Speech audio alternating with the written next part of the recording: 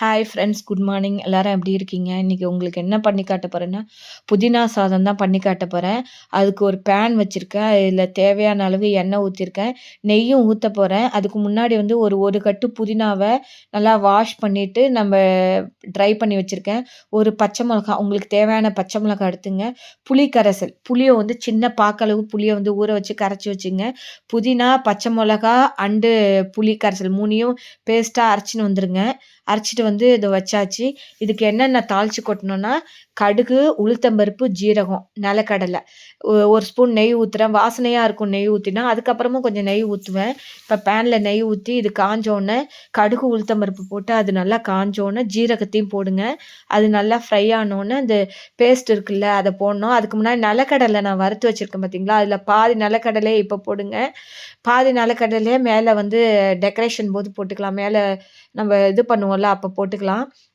இது ஃப்ரை ஆனோனே இந்த பேஸ்ட் எடுத்து கொட்டுங்க. அது நல்லா சுருண்டு வரணும்.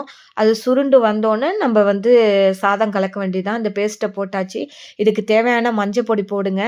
எனக்கு கிரீனிஷா வேணுனா விட்டுருங்க. நான் வந்து மஞ்சள் பொடி போடுவேன். மஞ்சள் பொடி வயித்து புண்ணெல்லாம் ஆத்தும். அதனால கொஞ்சம் மஞ்சள் பொடி போடுவேன். இதுக்கு தேவையான உப்பு, பெருங்காயம் இது 3யும் போட்டு இது நல்லா அத சுருண்டு வரும். எண்ணெய் பிரிஞ்சு சுருண்டு வந்தோனே, சூடான சாதம் நம்ப வந்து வடிச்சு வச்சிருக்கோம்ல, அத இதில போட்டு கலர வேண்டியதான். புதினா சாதம் ரெடி. நீங்களும் இது மாரி பண்ணி பாருங்க. இத பாருங்க, நல்லா ஃப்ரை ஆயின்ட்டுருக்கு. வாரத்துக்கு ஒரு வாட்டி புதினா சாதம் பண்ணுங்க. புதினா வந்து நம்ம ரத்தத்தெல்லாம் சுத்திகரிப்பு பண்ணும். அதனால இத பாருங்க சுருண்டு வந்துடுத்து பாருங்க.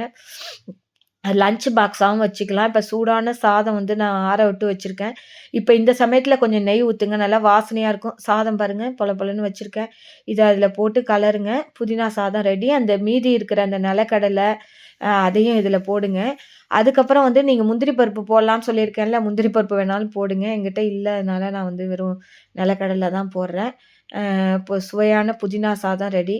நீங்களும் பண்ணி பாருங்க. புடிச்சிருந்தா லைக் பண்ணி, ஷேர் பண்ணி, சப்ஸ்கிரைப் பண்ணுங்க.